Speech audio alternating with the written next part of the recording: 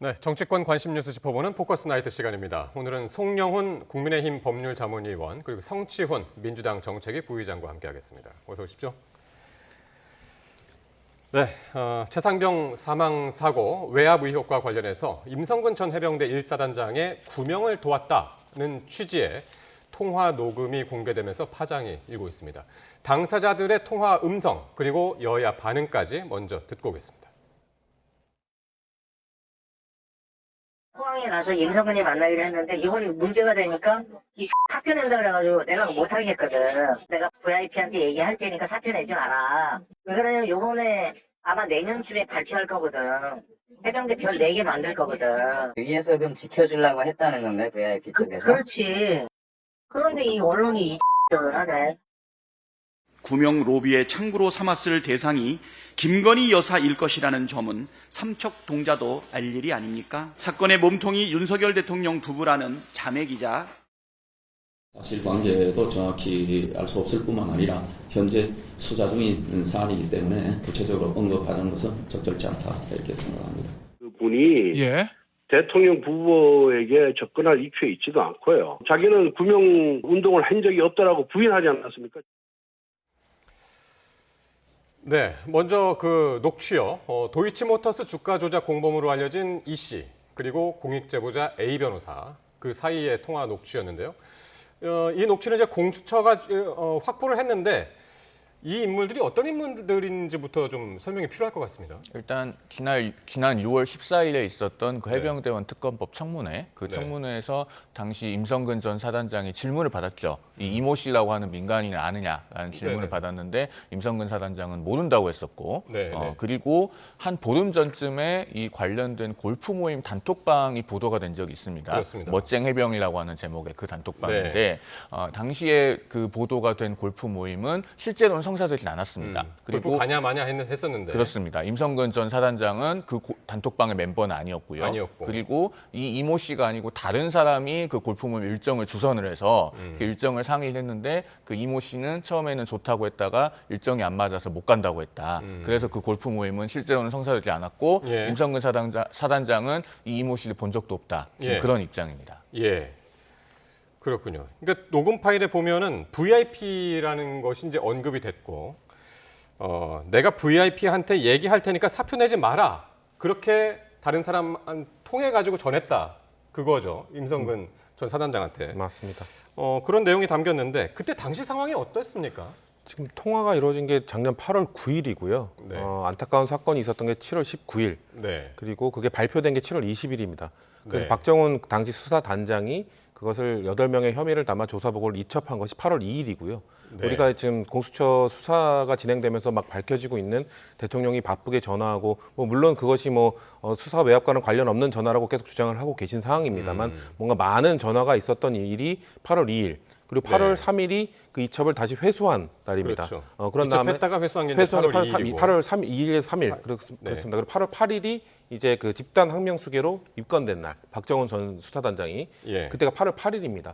그 일련의 그 기간들을 봤을 때 8월 9일에 통화를 해서 지금 임성근 사단장의 입장은 나를 구명할 그 시기가 아니라고 하는데 지금의 타임라인으로 봤을 때는 8월 9일쯤 누군가랑 통화를 하면서 내가 그거 사표 내지 말라고 했어. 뭔가 구명 요청이 있어서 내가 하지 말라고 했어라고 말할 타이밍으로는 충분하다는 거죠. 물론 이거에 대해서는 조사를 해봐야 될 겁니다. 아마 공수처에서도 그렇기 때문에 이 내용을 확보한 채로 지금 수사를 진행 중인 건데 뭔가 의혹이 짙다. 지금 매우 짙다는 상황이 밝혀진 것이죠. 예. 그리고 하나하나 이제 짚어보죠. 임 전 사단장 진급을 얘기하면서 아까 그 녹취에서도 얘기했고 아까는 별 4개가 나왔었고 여기에 포함돼 오늘 지금 보여드리지 않은 데는 별 3개도 지금 언급이 됐었단 말이죠. 그래서 군 인사 개입에도 개입하려 했던 것이 아니냐 이런 이야기들도 나옵니다. 저는 그것은 좀 억측이라고 보고요. 거기까지 나가기에는 이 녹음 파일의 내용만으로는 매우 근거가 부족하다고 봅니다. 두 가지 이유가 있는데요. 일단 해병대 사령관이 중장 아닙니까? 3스타죠. 별 3개. 그러면은 임성근 전 사단장이 만약에 정상적으로 그 진급 루트를 밟는다면은 당시까지는 최종적인 목표는 별 3개까지겠죠. 그러니까 그런 것은 어떤 관계에 있어서 좀 실제보다 부풀려서 말하는 사람이라면 얼마든지 얼마든지 상식선에서도 얘기가 가능한 부분입니다. 그다음에 별 4개 얘기 때문에 뭔가 의미가 부여되는 것 같은데 네. 이 해병대를 군으로 독립시켜서 4군 체제를 만들고 네. 그다음에 그러면 이제 해병대 사령관은 이제 육참총장, 그 해군 참모총장, 공군 참모총장과 동급이 되어야 하지 않겠습니까? 예. 그러면은 해병대 사령관도 별 4개가 되는 거예요. 네. 이렇게 군을 개편하겠다고 하는 것은 윤석열 대통령의 대선 공약이었습니다. 그리고 이 8월 9일보다 한 달 전에는 다시 한번 그 서울경제신문에 대대적으로 또 크게 보도가 된 바도 있어요. 그렇기 때문에 이런 것은 이미 다 노출되어 있었던 사실이고 이 이모 씨도 뭐 멋쟁 해병이라고 하는 단톡방이 해병대 출신들이 모인 방이라고 하는데 네. 해병대 쪽과 교분이 있다면은 이런 것은 뭐 익히 들어서 알 수 있는 내용이다. 따라서 이것만 가지고 어떤 독자적인 의미를 부여하기는 좀 부족해 보입니다. 예. 자, 이렇게 구명 로비 의혹을 받고 있는 이 씨, 저희 YTN 기자가 이제 통화를 했는데 말이죠. 여기에서 얘기한 VIP가 우리는 모두 지금 이제 뭐 대통령으로 지금 그렇게 인식을 하고 보도들을 하고 있지 않습니까? 근데 대통령이 아니라 해병대 사령관이었다. 그런 의미로 입장을 전달을 했는데 말이죠. 공수처가 지금 이 녹취를 확보했고 이 VIP가 누군지를 파헤치는 것이 가장 중요하겠네요. 맞습니다. 아마 대화에 우리가 지금 공개된 인거 이외에 공수처가 알고 있는 뭔가 더 많은 통화 내역들을 보면은 그 대화의 맥락 속에서 VIP가 누구를 의미하는지 좀 더 자세히 알 수 있지 않을까라는 생각이 있고요. 우리는 통상적으로 VIP라고 하면 보통 대통령 의미하지 않습니까? 그래서 제가 아는 군인들이나 주변에도 좀 알아봤는데 군인들 사이에서 뭔가 본인들의 뭐 직속 상관이나 최고 위에 있는 사람 아니면 뭐 사령관 아니면 대장, 포스타 이런 사람들을 혹시 이런 은어로 부르는 게 있는가라고 물어봤는데 단 한 번도 그런 거 들어본 적이 없다. 우리도 왜냐하면 군인들은 그런 자신들의 직이나 이런 것들을 최고 명예로 생각하기 때문에 굳이 뭐 총장, 뭐 참모총장까지 올라서면 총장, 대장 이렇게 부르지 다른 언어로 부를 필요가 없다. 왜냐하면 우리가 대통령을 굳이 VIP라고 부르는 것은 뭔가 대통령이라는 단어가 주는 좀 무게감 때문에 다른 이 은어를 사용해서 좀 그 상징적으로 부르는 거 아닙니까? 근데 군인들은 그런 경우가 거의 없다고 합니다. 그렇기 때문에 저는 매우 궁색한 변명으로 보이고 저는 공수처에서 충분히 다른 통화 내용이나 다른 정황들을 통해서 이거는 명백히 밝혀낼 수 있을 거라고 보고 있습니다. 예. 민주당은 지금 총공세 지금 상황인데 대통령실은 전혀 관련이 없다고 이제 그러고 있고요. 또 여당에서는 이 씨가 허풍 떤 것이 아니냐 이런 발언도 나왔습니다. 저는 제가 변호사이기 때문에 직업적으로 그런 의심을 가지고 있습니다. 충분히 그럴 개연성이 있다고 봐요. 왜냐하면 이제 이 이모 씨도 주가 조작으로 물론 지금 항소심 재판 중이지만 1심에서도 유죄 판결을 받은 사람 아닙니까? 그러면은 그런 문제적인 행위와 가까이 있는 분들은 대체적으로 이제 자신의 인간관계, 특히나 어떤 사회적인 교분 이런 것들을 상당히 부풀려서 얘기하는 경우들이 적지 않게 있습니다. 대표적으로 최근에 그 국정농단 사건 때 문제가 됐던 장시호 씨 같은 경우 이번에 탄핵소추 발의가 된 그 김영철 검사와의 어떤 개인적인 관계를 굉장히 뭔가 부적절한 관계가 있는 것처럼 부풀려서 말했다가 그것이 사실이 아니라고 그 시인하는 사과 문자가 공개가 됐었죠. 자기 지인에게 그런 걸 과시하기 위해서 뭔가 매일 만나고 통화하는 사이인 것처럼. 근데 그게 이번에 탄핵 사유가 됐었죠. 아니 그렇습니다. 그런데 또 장시호 씨는 최근에 수사기관에 출석해서 그것 전부 사실이 아니라고 시인을 했거든요. 그렇죠. 그리고 그 청담동 술자리 사건도요. 녹음 파일이라고 하는 것이 존재했습니다. 그 첼리스트가 자기의 지인하고 뭐 30명의 김앤장 변호사, 뭐 대통령, 법무장관 등등을 목격했다고 자기들끼리 사담을 나눈 녹음 파일이 있었는데 그게 아무런 증거로서 의미가 없는 거 아닙니까? 그 첼리스트도 사실이 아니라고 시인을 했거든요. 자, 이런 것들을 보면은 그 어떤 사건의 직접적인 관련자가 아닌 사람들끼리 나눈 녹음 파일이라고 하는 것을 과도하게 의미 부여를 하는 것은 적절하지 않은 측면이 있다. 예를 들면 이재명 대표의 그 위증교사 의혹 사건에서는 위증을 교사했다고 혐의를 받고 있는 이재명 대표와 실제 위증했다고 이미 시인을 한 그 김모 씨 간의 녹음 파일이기 때문에 그것은 의미가 있습니다. 그런데 이 사건 같은 경우에는 이 이모 씨가 실제로 로비를 했는지 아닌지는 지금 전혀 밝혀진 것이 없고 자신의 지인에게 어떤 언급을 했다는 것인데 그것이 충분히 과장되었을 가능성이 있기 때문에 아직은 사실관계를 예단하기 어렵다. 그러네요. 공수처에서 규명해야 될 녹취가 부분이다. 정확하게 당사자하고 이제 통화해서 뭐 이 씨하고 임성근 사단장하고 통화였으면 모르겠지만 어쨌든 이제 또 한 달이 걸쳐서 했던 그 녹취가 공개됐기 때문에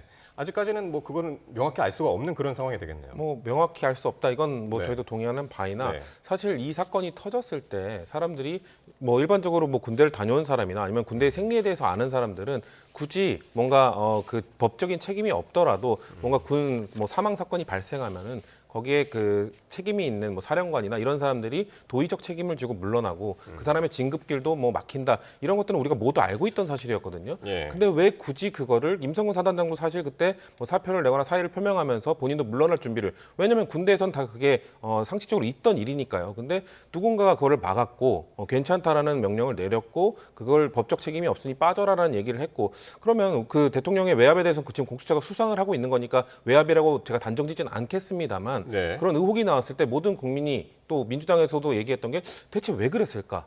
왜 임성근 사단장 한 명 구하려고 왜 외압을, 왜 경로를 했을까? 예. 단순히 정말 그런 거에 대해서 처벌을 하게 되면 어떤 지휘관이 실제 지휘를 할 수 있겠느냐? 예. 이것 때문일까? 하나의 그 남겨진 퍼즐이 있었는데 그게 예. 좀 의혹이 지금 나온 것이죠. 네. 뭔가 도이치모터스 공범과 그 사람이 뭔가 구명 의혹을 했다는 것과 그 사람과 뭐 김건희 여사와의 관계 이런 것들 의혹이 나온 거기 때문에 예. 이게 전체적인 최상병 특검, 최상병의 사건과 전반적으로 봤을 때 하나의 퍼즐이 있기 때문에 공수처가 이거에 대해서 아직 수사가 완료되지 않았죠. 예. 이거에 대해서 좀 더 밝혀주기를 바라고 뭐 지켜보고 있는 상황입니다. 그러니까요. 이거는 곧 이제 최상병 특검법하고 연결되기 때문에 일단 경찰 수사 결과는 한번 나왔었고 임성근 전 사단장한테 혐의 없음 처리했었고 그리고 이제 공수처가 어떻게 결과를 내느냐인데 공수처가 이 부분은 상당히 핵심적으로 이제 들여다봐야 되는 부분이 되겠네요. 뭐 이렇게 지금 부각이 되고 있는 이상 네. 공수처가 철저하게 수사를 해서 진실을 정확하게 규명을 해주는 것이 사실은 정부에도 도움이 된다고 봅니다. 그러니까 수사 결과를 지켜봐야겠고요. 네. 다만 이제 민주당이 이런 녹음 파일 한두 개를 가지고 거기에 앞서 나가는 의미 부여를 해서 마치 어떠한 로비설이라고 하는 것이 사실인 것처럼 예단하는 것은 네. 대단히 부적절한 측면이 있다. 앞서 제가 뭐 장시호 씨 녹취록, 뭐 청담동 술자리 녹취록 이런 거 다 말씀을 드렸기 때문에 예. 반복해서 말씀드리지는 않겠습니다. 알겠습니다. 자, 국민의힘 전당대회로 넘어가 보겠습니다. 국민의힘 당권 주자들은 오늘 부산에서 합동 토론에 나섰습니다. 김 여사 문자 무시 논란 그리고 총선 책임론을 놓고 난타전을 벌였는데요. 한번 듣고 오겠습니다. 총선 승리의 절박한 상황에서 혹시 총선을 고의로 패배로 이끌려고 한 게 아닌지 늘 이런 식으로 오물을 끼얹고 도망가는 방식 이런 다중인격 같은 구태 정치 청산되어야 한다라고 말씀드립니다.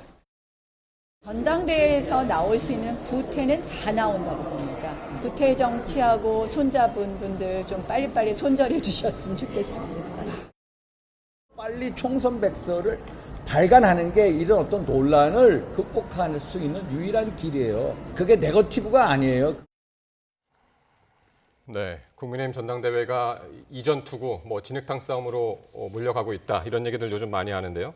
오늘은 원희룡 후보가 한동훈 후보를 겨냥해서 총선을 고의로 패배한 거 아니냐 그런 의혹까지 제기하고 있는데 민주당 쪽에서 바라보면 이 부분은 어떻게 보십니까?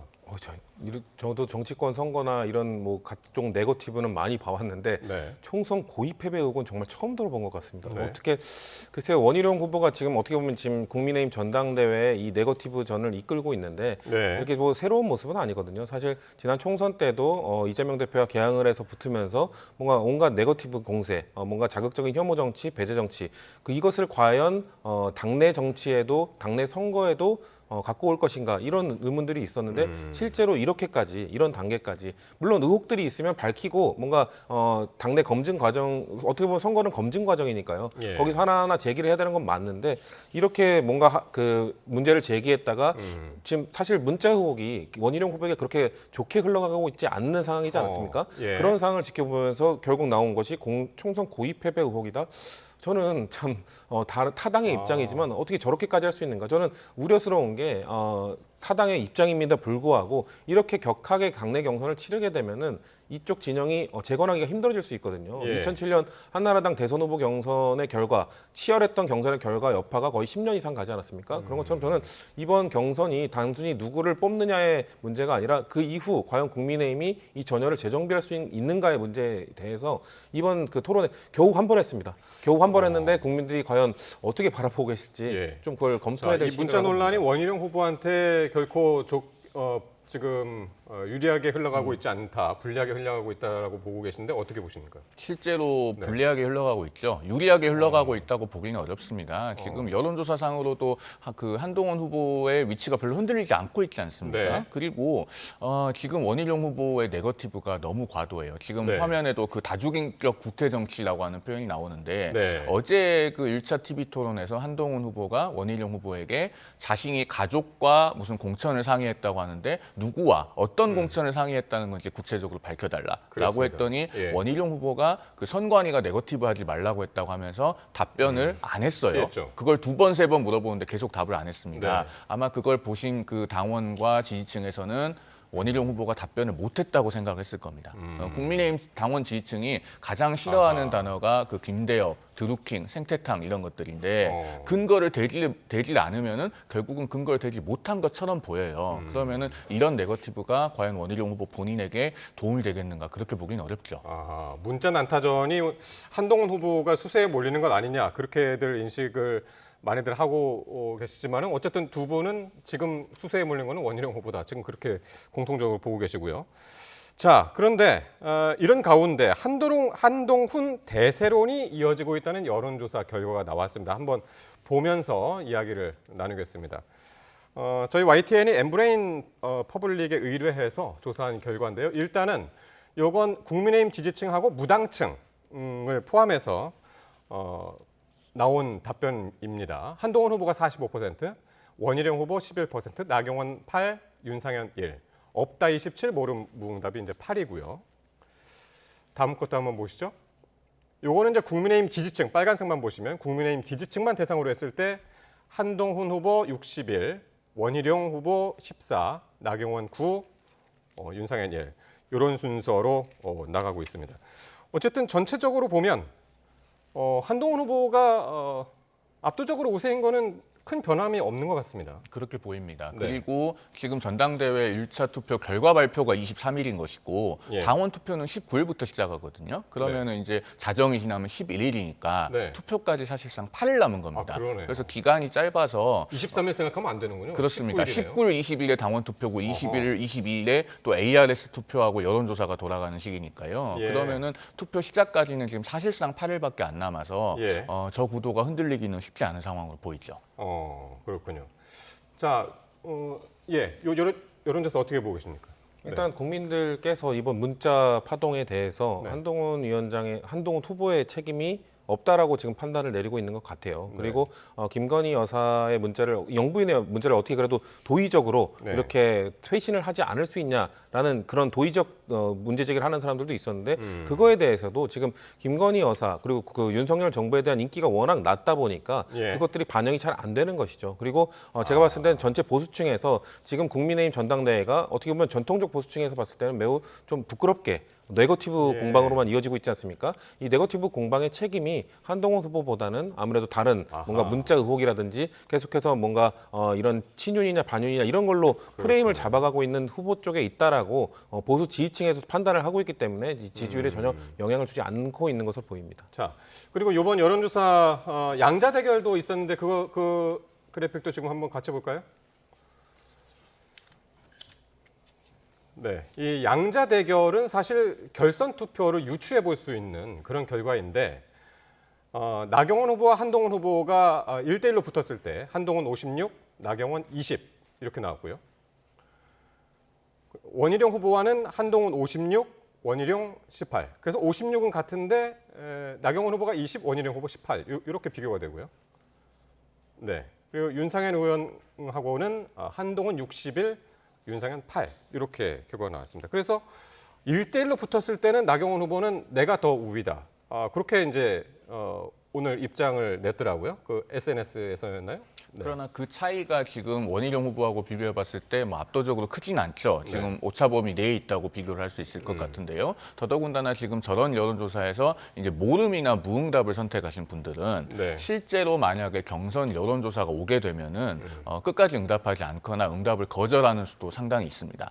그래서 모수가 결국에는 모수에 제외될 거거든요. 네. 그렇게 되면은 지금 화면에서 보고 있는 것과 같은 차이는 더 벌어질 가능성이 있죠. 예. 그렇게 보이고 지금 저렇게 한동훈 후보가 뭐 다자 대결이든 뭐 가상 결선 투표 대결이든 상당히 강한 우위를 보이고 있는 것은 그만큼 당의 환골 탈퇴에 대한 그 당원과 지지층의 열망이 강하다. 그렇게 봐야 될 것 같습니다. 특히나 이 문자 메시지 공방을 지금 오늘이면 벌써 6일째예요. 이 6일째 공방을 거치면서 굉장히 당원들의 피로도가 있고 그리고 이게 계속 노출되면서 사실은 대통령께도 지금 어떻게 보면 누가 되는 상황으로 전개가 되고 있어요. 즉 5월 9일에 대통령은 이준영 기자회견에서 그 명품 가방 문제에 대해서 사과를 했습니다. 그런데 지금 다시 그 1월 달 상황으로 돌아가서 당시의 사과 여부에 대해서 어떤 논의가 있었고 결국에는 사과를 그 당시에는 하지 않았고 이런 것들이 다시 소환돼서 환기가 되고 있어요. 이게 무슨 도움이 되겠습니까? 그래서 당원 지지층이 여기에 대해서 피로도를 느끼고 있는 것이 반영된 결과다. 그렇게 해석되겠습니다. 그렇군요. 자, 한편 진중권 교수가 오늘 김건희 여사와의 통화 내용을 밝혔습니다. 진중권 교수와 김건희 여사와의 통화였는데 총선 직후였고요. 시기는 57분간 통화를 했다고 그럽니다. 근데 이 내용의 핵심은 당시 대국민 사과를 못하게 된 책임이 김 여사와 측근들 쪽에 있다. 그렇게 이야기를 하고 있습니다. 진 교수는 어떻게 보십니까? 사실 저는 이 문자 공방이 나왔을 때부터 이 영부인의 문자를 갖고 이렇게 우리가 논하는 것이 맞느냐 그리고 이것이 밝혀지는 것이 맞느냐라는 생각을 했었는데 심지어 이제 영부인과 통화를 나눈 사람이 그 통화의 시간부터 해서 뭔가 통화의 내용까지 지금 밝히는 것은 저는 이게 과연 적절한 것인가라는 일단 문제제기를 먼저 하고 싶고 왜냐하면 영부인이 이렇게 사적으로 뭔가 물론 본인이 개인 문제와 관련된 것이라 하더라도 이렇게 다방면으로 다 너무 많은 사람들과 이렇게 보완이 되지 않은 상태에서 통화를 했던 것이 지금 드러나고 있는 것이거든요. 저는 그런 측면을 좀 심각하게 봐야 된다는 말씀을 드리고 싶고 진중권 교수가 뭐 이런 걸 통해서 밝힌 뭐 아니면은 지금 다른 언론에서 뭔가 문자를 좀 원본이라고 하고 공개한 그 내용들을 봤을 때 김건희 여사의 그래서 진정성이 있느냐 없느냐 이건 다양한 해석들 문구를 두고 너무 많은 해석들이 있지 않습니까? 저는 지금 김건희 여사의 지금 뭐 진정성을 논할 때가 아니라 지금 드러난 것만 봤을 때 결국 이걸 누가 막았느냐. 한동훈 당시 비대위원장이 막은 게 아니라 저는 지금 윤석열 대통령이 그 당시 막은 걸로 지금 보여지거든요. 왜냐하면 그 문자를 뭐 15일 전후로 해서 이미 특검법과 관련돼서 그거에 대해서 경로를 했다는 그리고 한동훈 당시 위원장과 1월 15일 말씀하시죠? 1월 15일 전에 이미 통화를 했다는 것이 지금 이 문자를 통해서 드러난 것이고 뭔가 불편한 관계가 계속 이어졌다는 게 드러난 것이거든요. 그게 주제가 김건희 여사의 특검, 결국 사과 이것과 관련된 것이고 결국 윤석열 대통령이 그거에 대해서 격노하고 화내고 어떻게 그럴 수 있느냐는 식의 대화를 나눴다는 것이 점점 드러나고 있는 것이기 때문에 김건희 여사가 진정성 있게 사과를 하려고 했느냐? 저는 이게 중요한 게 아니라 당시에 김건희 여사의 사과를 결국 윤석열 대통령이 막은 것이다라는 게 좀 포인트라고 보거든요. 그렇기 때문에 이거에 대해서 진중권 교수가 좀 저렇게 또 밝혔지만 추가적으로 또 무슨 뭐 다른 친윤 인사나 아니면 그걸 친윤 인사를 통해서 받았다거나 이런 것들이 좀 밝혀지는 것은 앞으로는 좀 조심해야 되지 않나. 매우 부적절한 행위라고 봅니다. 그러니까요. 그러니까 문자 주고받은 것들, 그러니까 전화 통화한 것들 이런 것들이 요즘 계속 그 보도화되고 있는 것들이 지금 이제 거기에 대한 이제 문제 제기를 하셨는데 어쨌든 진중권 교수는 요 내용만 보면은 일단은 내 후보 중에서는 한동훈 후보에 대한 이제 편들기로 보이거든요. 일단 친윤계의 그때와 지금의 입장이 너무 달라졌다. 180도 달라졌다. 이제 그런 표현을 썼지 않습니까?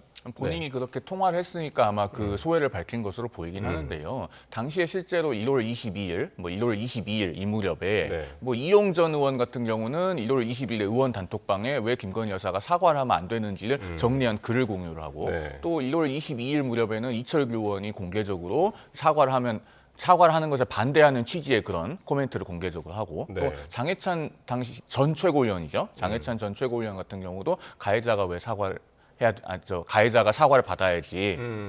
가해자한테 왜 피해자가 사과를 하느냐? 피해자가 왜 사과를 하느냐라는 얘기를 했었죠. 그런 것들을 보듯이 그 친윤이라고 불리는 정치인들의 당시 어떤 발언들을 했는지는 기록이 다 나와 있습니다. 그렇기 때문에 이제 와서 저 사과가 한동훈 전 비대위원장이 단문을 안 해서 사과가 이루어지지 못했다. 이것은 당시 상황과 상당히 맞지 않는 측면이 있죠. 그리고 이것에 대해서 앞서도 말씀드렸지만 이제는 당원들과 지지층이 그런 류의 정치와는 단절해야 된다는 생각들을 점점 하고 계신 상황이다. 이렇게 말씀드릴 수 있겠습니다. 예, 알겠습니다. 내일 또 이제 국민의힘 당대표 후보들의 이제 방송 토론이 내일 또 있고요. 그러니까 지역 합동 연설하고 방송 토론하고 퐁당퐁당 이제 계속 격일로 있는데 내일 토론은 또 어떤 식으로 이루어질지 한번 같이 보기로 하고요. 자, 이번에는 민주당으로 가보겠습니다. 민주당 이재명 전 대표가 오늘 당대표 출마를 공식적으로 밝혔습니다. 어제는 김두관 전 의원이 이 전 대표에게 도전장을 냈는데 두 후보의 발언 직접 들어보겠습니다. 먹사니즘이 우리의 유일한 이데올로기입니다. 경제가 곧 민생입니다. 절망의 오늘을 희망의 내일로 바꿀 수만 있다면 제가 가진 무엇이라도 다 내던질 수 있습니다. 저 이재명이 다시 이 자리에 선 이유입니다. 우리 당 지도부가 탁월하게 지도를 발휘하고 공천 행위를 통해서 압승을 했다는데 야권이 저는 거기에는 전혀 동의하지 않습니다. 리더십 때문에 이긴 것이 아니라 우리 당 선거대책위원장을 해준 용산의 윤석열 대통령 덕분이라고 저는 진단하고 있기 때문에. 네, 먼저 이재명 대표 이야기부터 해보겠습니다. 먹사니즘, 먹고 사는 문제가 제일 중요하다 이렇게 강조를 했는데 오늘 이 출마 선언을 보고 어떤 이야기들이 나왔냐면 마치 대선 출정식을 하는 것 같다. 당대표 출마가 아니라 말이죠. 그러니까 당 운영 방식이 아니라 국가 비전의 대부분을 이제 할애했단 말이죠. 어떻게 들으셨습니까? 뭐 당연한 거라고 생각합니다. 왜냐하면 지금 민주당 지금 당대표 선거가 지금 국회 제1당 아닙니까? 170석이 넘는 의석을 갖고 있는 제1당이기 때문에 제1당인 민주당을 이끌어갈 차기 당대표는 당연히 다양한 대선 후보가 갖고 있을 만한 이런 비전들을 보여줘야 네. 당을 어떻게 이끌겠다. 그리고 정책적으로 결국 입법부의 역할은 정책을 어떻게 만들어갈 것인지를 보여줘야 되기 때문에 다양한 방면으로 그것을 표출하는 것은 당연한 거라고 봅니다. 그리고 네. 지금 국민의힘 전당대회와 비교 위에 설 수도 있거든요. 워낙 지금 국민의힘 전당대회에서는 비전을 논하는 것보다는 네. 지금 문자 공방, 뭐 누군가 친소 관계를 따지는 이런 쪽으로 흐르고 있기 때문에 오히려 뭔가 이런 지금 국정 운영을 하고 있는 윤석열 대통령에 대한 비판 내용을 쫙 빼고 정책적으로만 내용을 이렇게 그 출마 선언문에 넣는 것이 국민들이 느끼기에는 좀 차별이 있다, 차별성을 보였다라고 느낄 수 있기 때문에 아마 예. 그런 측면에서 아예 윤석열이라는 단어로 빼고 대통령 국정 운영에 대한 비판도 빼고 예. 국민들은 그거에 대해서 다 알고 있기 때문에 그래서 그럼 우리는 어떻게 가겠다는 방향만 담백하게 담아낸 것으로 보고 있습니다. 네. 오전 출마 회견 자리를 저도 이제 봤는데 옆에서 이제 지지자들이 엄청 많았고 환호성도 많이 지르고 그랬었는데 그런 것들을 자제시키면서 계속 낭독을 하더라고요. 어떻게 보셨습니까? 그런데 이재명 대표가 오늘 출마 선언한 내용과 네. 실제로 당대표로서 걸어온 궤적이 굉장히 차이가 크기 때문에 저는 어떤 울림을 예. 받지 못했습니다. 지금 화면에도 먹사니즘이라는 얘기가 나오는데요. 자, 오늘은 사법 리스크 말고 다른 얘기를 좀 해보겠습니다. 자, 먹사니즘 얘기를 하면서 경제가 곧 민생이라고 하는데 실제로 이재명 대표의 경제 정책은 현금 나눠주는 것 말고 뭐가 있습니까? 1인당 25만 원의 민생회복 지원금을 준다고 하면서 13조 원을 현금 살포한다고 하잖아요. 그런데 그렇게 국민들에게 현금을 뿌려서 경제가 좋아질 수 있으면 전 세계의 경제가 어려운 나라가 어디 있겠습니까? 돈을 나눠주면은 물가는 더 오르고 물가가 오르면 오르는 만큼 고금리는 내리질 못합니다. 예. 그러면서 재정은 점점 더 악화되고 결국은 미래 세대가 다 빚으로 갚아야죠. 예. 그런데 이렇게 현금을 나눠주는 것은 가장 쉽게 고안해 낼 수 있는 발상입니다. 이런 그 게으른 정책을 들고 나오는 것은요. 그걸 권력을 위임한 국민들께서 굉장히 화를 내셔야 될 일이라고 생각합니다. 왜 정교한 예. 정책을 개발하지 않고 예. 단순히 돈을 나눠주겠다는 그런 간단한 발상을 하는가. 그렇게 보시는군요. 어쨌든 뭐 오늘은 뭐 인공지능 얘기도 많이 나왔었고 에너지 전환 시대 뭐 이런 이야기, 교육, 복지, 투자 체계 전반적으로 혁신하자 이런 것들을 이제 역설을 했었습니다. 자. 어제 출사표를 던진 김두관 후보 이야기인데요. 이제 지난 총선에서 야권이 압승한 이유, 왜 민주당이 압승했냐? 이 전 대표 때문이냐? 이 전 대표 리더십 때문이냐? 그렇지 않다. 뭐라고 했냐면 이게 누구 때문이냐고 그랬냐면요.